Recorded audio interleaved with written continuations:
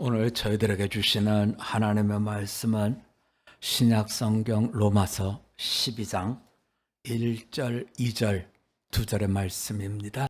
그러므로 형제들아, 내가 하나님의 모든 자비하심으로 너희를 권하노니 너희 몸을 하나님이 기뻐하시는 거룩한 산 제물로 드리라. 이는 너희가 드릴 영적 예배니라.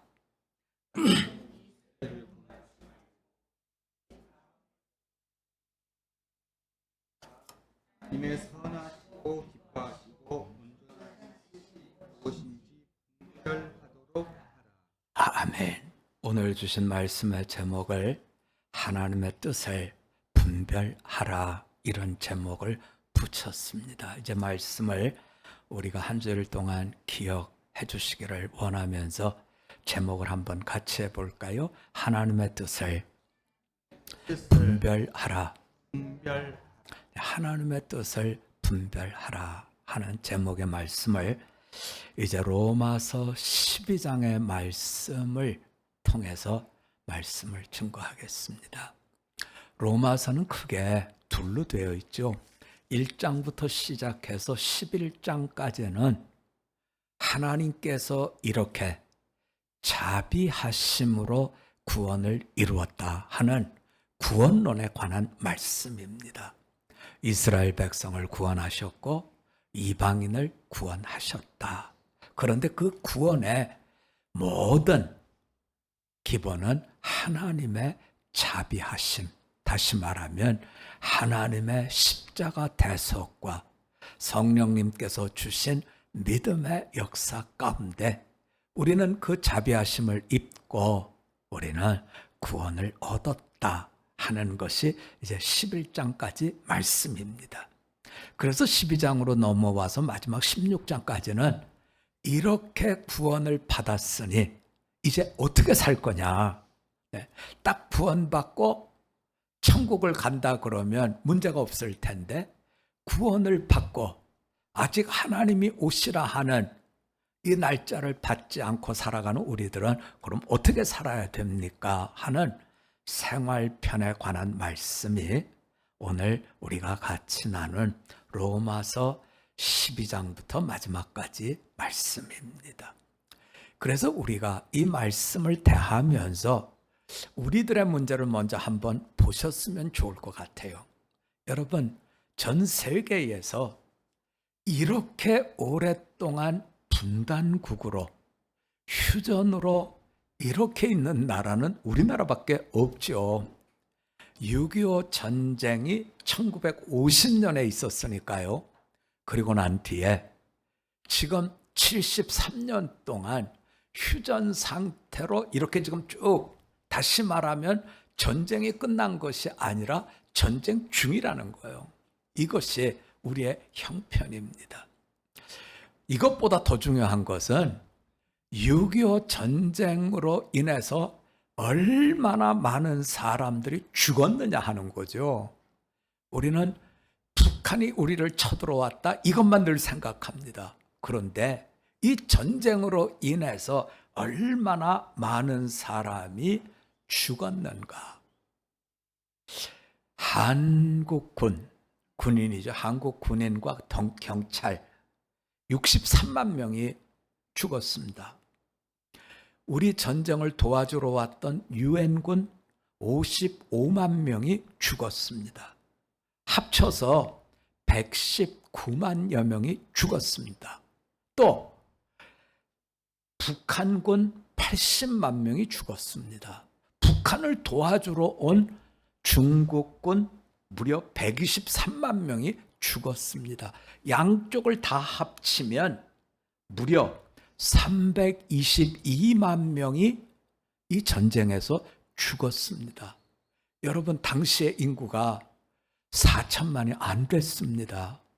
그런데 물론 유엔군도 있고 중공군도 있습니다만 어쨌든 간 여기서 죽은 사람의 숫자가 우리나라 인구의 10분의 1 정도 되는 많은 사람이 죽었다는 겁니다. 또 한 가지는 집을 파손당한 사람들이 두 사람 중에 한 사람, 다르게 표현하면 어느 누구도 피해를 안 본 사람은 없다는 거죠.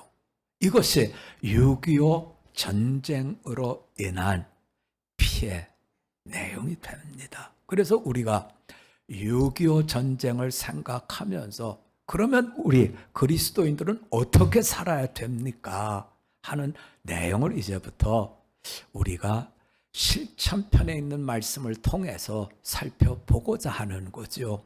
오늘 말씀에 보면 하나님은 우리들에게 12장 1절에서 어떤 말씀을 주고 있느냐면 형제들아 내가 하나님의 모든 자비하심으로 너희를 권한다 하는 말씀으로 시작이 됩니다.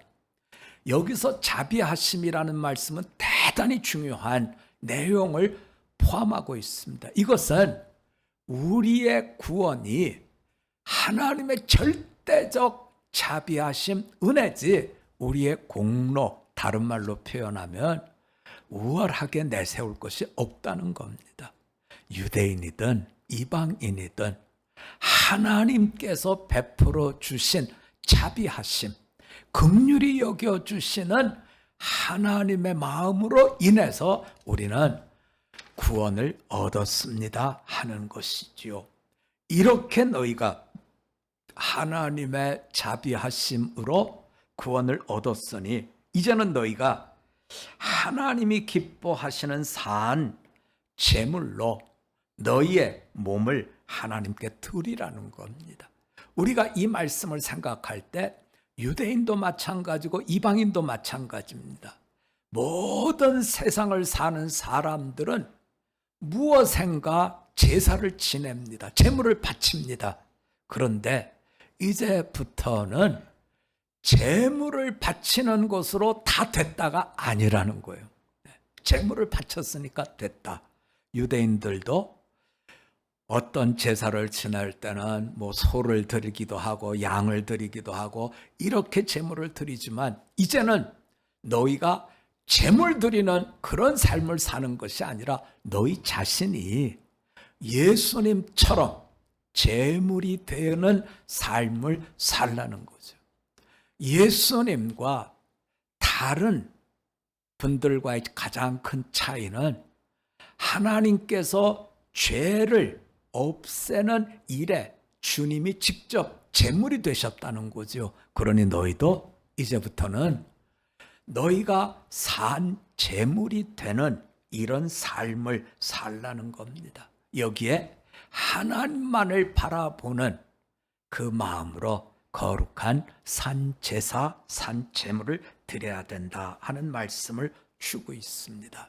우리가 이 말씀을 묵상하면서 마음속에 좀 두셨으면 하는 것은요, 나라를 빼앗기고 포로로 잡혀가서 노예 생활을 하다가 그 나라의 임금님의 특별한 채용으로 이제 관리가 되었던 다니엘과 세 친구가 있습니다. 이 세 친구에게 어느 날 갑작스럽게 불행한 사건이 찾아옵니다. 그건 뭐냐면 바벨론의 왕 느부갓네살이 두라 평지라고 하는 넓은 평지에 우리로 치면 아파트 높이 한 10층쯤 되는 이런 큰 신상을 세웠습니다. 이유는 분명하지요. 내가 신이라는 겁니다. 그러니 그 신상을 향해서 다 절을 하라는 겁니다.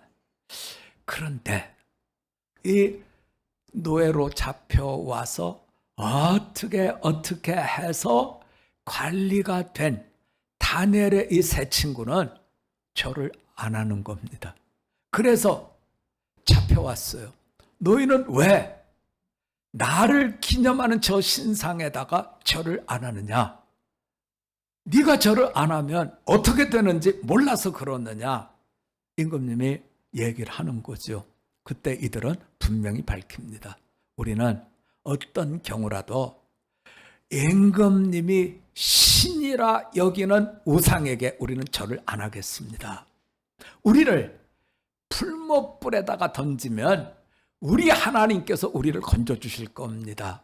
혹시 하나님께서 우리를 건져주시지 않는다고 해도 우리는 그 신상에게 절을 안 하겠습니다. 결국에 풀무불에 던져지지요. 내 몸을 주님을 섬기는 일에 바친 것입니다. 이것은 다니엘도 마찬가지죠. 다니엘이 이제 총리가 됐습니다. 참으로 우여곡절의 인생을 겪었죠. 노예로부터 시작해서 초급 관리가 되고 조금 높아져도 조금 더 높은 관리가 되고 그렇게 해서 이제는 세상적으로 보면 살만한 총리가 됐습니다. 그런데 이 다니엘을 음해하려는 세력들이 어떻게든지 다니엘을 죽이고 싶어 합니다. 그런데 다니엘은 아무런 흠을 잡을 게 없어요. 그가 한 행정적인 모든 것에 문제될 것이 없었기 때문에 결국에는 그의 신앙에 관한 것을 가지고 걸고 넘어집니다. 그게 뭐냐면 30일 동안 다른 사람이나 신에게 절을 하면 사자굴에 죽입시다 하는데 다니엘은 이것을 알면서도 창문을 열어놓고 사람들이 다 보게 되는 거죠. 그리고서는 예루살렘을 향해서 기도를 합니다. 이걸 고발합니다. 그리고 다니엘은 사자굴에 던져집니다.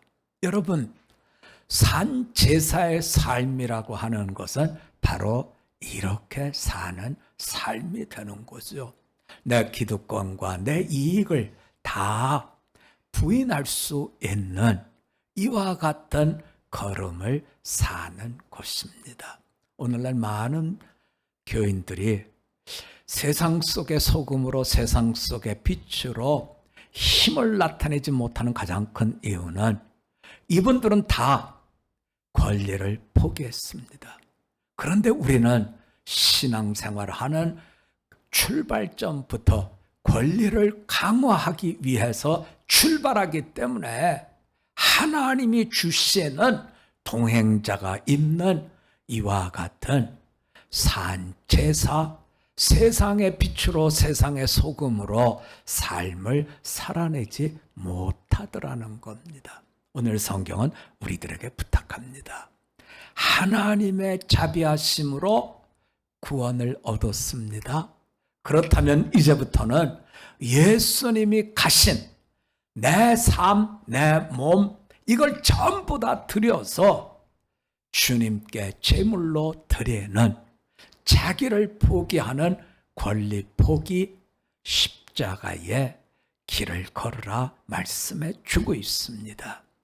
이어서 2절의 말씀은 너희는 이 세대를 본받지 말라는 겁니다. 우리가 살아온 세상은 자기 권리를 강화하기 위해서 제사를 지내고 신앙을 가졌죠. 이것을 본받지 말라는 겁니다. 저는 이 말씀을 묵상하면서 마음이 참 착잡한 것이 이런 내용입니다. 여러분, 우리가 지금 살고 있는 세상은 그저 80은 보통 다 넘어요. 그리고 조금 오래 산다 그러면 90이에요. 그런데 더 오래 산다 그러면 100살을 훌쩍 넘어갑니다. 제 친구 부모님들이 다 100세를 지금 넘어서 생존하시는 분들은 살고 계셔요. 근데 여러분, 이렇게 오래 사는 것이 아이고 장수해서 좋습니다라고 악수하기에는 현실의 내용을 들어가서 보면 만만치가 않습니다. 얼마 전에 친구와 전화를 했습니다. 요새 교회 잘 다녀? 그랬더니 요새 교회 못 가. 아니 왜? 무슨 일 생겼어? 말하기 그렇지만 어머니가 월요일부터 토요일까지는 주간 보호센터 데이케어 하는데 가신다는 거예요. 그때는 우리가 좀 움직일 수 있는데 어떤 때는 토요일, 어떤 때는 주일 데이케어 센터가 안 한다는 거예요. 그래서 그때는 가족들이 꼼짝없이 지키고 있어야 돼. 왜? 어머니가 치매가 아주 심해 그랬대. 치매가 심한 게 아니고 말하기 좀 그래. 그러면서 나갈 수가 없다는 거예요. 사방에다가 오줌을 지려 놓는데요. 왜 그러시는지 모르는 거죠. 근데 지려 놓는다는 거예요. 그러면서 얘기가 아들은 분명히 어머니가 분별하는데 며느리는 갑자기 존댓말을 하기도 하고 갑자기 누구십니까? 이런 형국이라는 겁니다. 그래서 교회를 못 간다는 거예요. 여러분, 이런 분들은 되게 주간보호센터를 갑니다. 그것보다 조금 더 상태가 어려워지면 요양원을 갑니다. 요양원은 가서 주무시는 거예요. 주간보호센터는 유치원처럼 노인들이 가셨다가 저녁에는 돌아오는 것이 주간보호센터입니다. 이제 그것보다 더 심해지면 요양병원으로 가시는 거지요. 그런데 그 친구와 전화를 하면서 이런 얘기를 해요. 근데 박 목사, 주간보호센터 내 입맛대로 못 골라. 왜? 아니 내가 보고 좋으면 고르면 되잖아 그랬더니 그게 아니라는 거예요. 요양원도 마찬가지라는 거예요. 왜? 모두 다 노인들은 점점 많아지고 점점 수요는 많아지는데 이런 시설 모두가 다 혐오시설이라는 거예요, 여러분. 그래서 주변에 있는 분들의 동의를 얻어야만 세울 수 있다는 거예요. 그래서 주간보호센터가 혐오시설이야? 요양원이 혐오시설이야? 요양병원이 혐오시설이야? 그런데 혐오시설이라 그래서 뭐 복이 그 얘기가 아니에요. 이런 시설이 들어오면 자기들의 집값이 떨어진다고 들어오지 못하게 한다는 거예요. 그때 머리를 스쳐 지나가는 게 있어요. 동네에서 많은 분들이 저한테 물어봐요. 목사님, 교회 짓는다 그러지 않았어요? 네, 짓죠. 근데 얘기 나온 지 오래됐는데 왜 말씀이 없으세요? 여러분, 우리 교회 짓는 거, 성전 짓는 거 앞장서서 반대하는 사람이 교회 장로님이세요. 왜 그럴까요? 이유는 딱 한 가지예요. 이분들이 교회가 들어오는 걸 반대하는 거예요. 왜 반대하냐면 이유는 그렇습니다. 교회가 들어오면 뭐가 떨어져요? 집값이 떨어진다는 거예요. 그건 주택단지거든. 그래서 집값이 떨어지니까 들어오지 말라는 겁니다. 그래서 온 동네 사람들을 다 선동해가지고 구청에 가서 난리를 치니까 어떻게 주무관도 해볼 길이 없다는 겁니다. 오죽 답답하면 그 주무관이 우리 일해 주시는 분한테 그랬대요. 목사님한테 가서 그 주변에 있는 집 다 사시라 그러라고. 다 살라 그래. 여러분, 우리가 살고 있는 이 세대를 본받지 말아라. 자기 이익밖에는 생각하지 못하는 이 세대를 본받아서는 안 된다는 거죠. 미래를 준비하고 우리가 감당해야 될 일들, 책임들을 감당하면서 미래를 준비하셔야 됩니다. 이제 결론부로 갑시다. 그렇다면 이 세대를 본받지 않고 오늘 성경이 우리에게 제시해 주는 말씀은 오직 마음을 새롭게 함으로 변화를 받아서 하나님의 선하시고 기뻐하시고 온전한 뜻이 무엇인지 분별하도록 하라. 분별하도록. 여러분, 그런데 목회를 하면서 보니까요, 마음이 새롭게 되는 건 기적이에요. 사람 진짜 안 바뀌어요. 여러분, 사람이요, 얼마만큼 안 바뀌냐면 오른손 제비가 왼손 제비로 바뀌어야 되는 것만큼 안 바뀌어요. 그래서 이 말씀을 두고 묵상하고 또 묵상하고 묵상하고 또 묵상하다가 그럼 하나님 어떻게 하려는 겁니까? 하는 질문을 하나님께 드렸더니 사람이 바뀌는 건 의지가 아니라는 거예요. 은혜라는 거예요. 절대적 은혜라는 거예요. 여러분, 내가 가지고 있는 많은 문제들이 있어요. 그런데 그 문제는 형편 때문에 생긴 게 아니에요. 관계에서 생긴 겁니다. 다시 말하면 관계가 개선되기 전까지는 안 되는 일이죠. 어떻게 됩니까? 새롭게 되는 것, 변화를 받는 것, 하나님이 선하시고 기뻐하시고 온전한 뜻을 알아가는 것, 이것은 모두 다 우리의 의지적 결과가 아니라 성령께서 주시는 은혜를 통한 변화가 됩니다 하는 것이지요. 그래서 여러분, 우리가 진실로 하나님 안에서, 성령님 안에서 변화를 받기 전까지는 안 됩니다. 어떻게 해야 됩니까? 성경은 늘 우리에게 부탁합니다. 우리가 데살로니가 서를 통해서 배우는 건 하나님이 항상 기뻐하라 그랬습니다. 범사에 감사, 그 가운데에 쉬지 말고 기도하라는 말씀이 들어 있습니다. 성령의 감화 감동의 역사는 바로 기도의 결과라는 말씀이지요. 진실로 우리가 기도하기를 쉬지 않고 늘 깨어서 기도하면 성령님께서 우리에게 변화를 이루어갈 수 있는 은혜를 주시더라는 겁니다. 이제 목회를 하면서 느낀 것 한 가지 말씀드리죠. 여러분, 아무 일도 안 생깁니다. 정말 편안합니다. 하는 일마다 여기 터지고 여기 터지고 일이 많습니다. 그러면 누가 감사헌금 해야 될까요, 여러분? 맨날 얻어 터지는 사람이 감사헌금 해야 될까요? 편안한 분이 감사헌금 해야 될까요? 그래서 제가 깨달은 게 있어요. 네. 얻어 터지는 사람이 그 얻어 터지는 데서 조금만 벗어나서 터널을 나온 것 같으면 감사헌금 하더라고요. 그런데 아무 문제가 없습니다. 10년을 지나도 문제가 없습니다. 20년을 지나도 배우자도 문제가 없고 사업도 문제가 없고 애들도 그런데 진짜 문제는 감사에 대한 감각이 없어요. 네. 없어요, 여러분. 그때 깨닫습니다.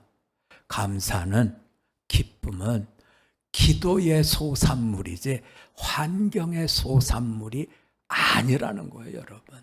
네. 이제 오늘 말씀의 결론부입니다. 여러분, 요새 축구 선수나 야구 선수는 대단히 아이들에게 인기가 있습니다. 우리가 사는 요 아파트 골목에도요, 아이들이 학교 끝나고 나면 걸어 다닐 수가 없어요. 뭐 야구를 막 던지는 거예요. 네. 야구 시합이 있는 날은 뭐 더 던져요. 그 축구 시합이 있는 날은 다 축구공 갖고 나와서 축구합니다. 저는 우리 지아를 그 시간에 만나서 데리고 와야 되는데 아슬아슬해요. 이 꼬맹이를 향해서 뭐 걸거침이 없으면 막 던지고 막 차고 그럽니다. 그런데 여러분, 이분들이 이렇게 그 시대를 따라서 야구가 인기 있으면 야구하고 축구가 인기 있으면 축구를 합니다. 질문입니다. 축구 선수 건강할까요? 야구 선수 건강할까요? 유현진이라는 야구 선수가 우리나라를 대표하는 야구 선수죠. 큰 수술만 몇 번을 했다 하는 이야기를 신문에서 본 적이 있습니다. 지금도 몸이 정상이 아니라는 거예요. 그런데 자기가 가야 되는 목표를 가지고 있으니까 이겨내더라는 거죠. 제가 잘 아는 야구 선수 한 분이 그런 얘기를 해요. 목사님, 국가대표 중에 군대 갈 만한 몸을 가진 사람 거반 없습니다. 이렇게 하면 팔이 다 어깨가 빠진대요. 네, 야구 선수들이. 이렇게 하면 이게 빠진다는 거예요. 그래서 제가 웃으면서 아니 그런데 어떻게 야구를 해? 그랬. 참고 해야죠. 또 이렇게 하면 이게 들어간대요. 네. 그래서 빠지기도 하고 들어가기도 하지만 참으면서 그 길을 간다는 겁니다. 오늘 성경은 우리들에게 말씀합니다. 참으로 어려운 일은 늘 찾아오지만 누가 기뻐하고 누가 감사합니까? 기도하는 사람이. 그 문제를 성령님 안에서 하나님의 마음으로 보고 새로움을 받은 분들이 그 속에서 이겨냅니다 하는 말씀이 오늘 우리들에게 주신 말씀입니다. 신앙의 성숙의 마지막 단계는 열심과 더 열심의 싸움이 아닙니다. 마지막 신앙의 싸움은 분별의 싸움입니다. 얼마만큼 하나님의 뜻을 내가 감당하느냐, 아니면 나를 편하게 하려고 하는 그 싸움에서 이길 수 있느냐 하는 내용이 바로 오늘 우리에게 주신 말씀입니다. 성령님 안에서 변화를 받고 마지막 잘 분별해서 이제는 우리의 신분이 구원을 얻었다고 하는 것은 나라를 바꿨다는 뜻입니다.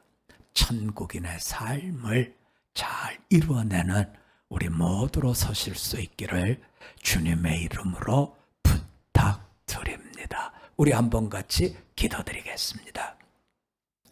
고맙고 감사하신 하나님 아버지, 사도 바울이 로마의 교인들에게 편지를 쓸 때 밖으로는 악한 황제들의 악정이 있었고 교회 내부적으로는 유대인과 이방인 사이에 다툼이 있고 은사에 대해서 우월과 열등에 대한 서로 다툼이 있었던 것을 성경은 우리에게 알게 주고 있습니다.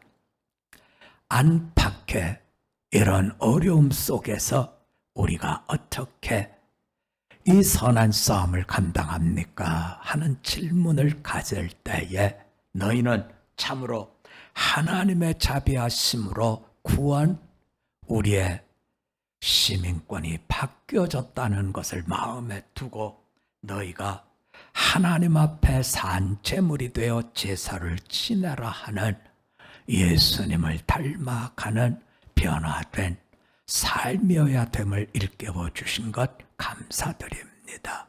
그러면 어떻게 해야 이 세대를 본받지 않고 진실로 하나님께서 원하시는 거룩한 백성의 길을 걷습니까? 물었을 때에 주님은 너희가 의지적으로 그 길을 갈 수 있는 것이 아니라 하나님 주신 은혜, 성령님의 감화 감동 속에 그 길을 갈 수 있다 말씀 주셨습니다. 성령님의 동행의 역사는 쉬지 않는 기도 속에 있음을 깨우쳐 주셨사오니 어려울 때만 기도하는 저희가 아니라 쉬지 않고 좋을 때든 어려울 때든 하나님의 뜻을 따라 기도할 수 있도록 우리의 발걸음을 인도하여 주시옵소서. 하나님의 뜻하심이 우리의 삶을 통해서 참으로 세상의 빛으로 세상의 소금으로 나타나지기를 간구드리며 예수님 이름으로 기도드립니다. 아멘.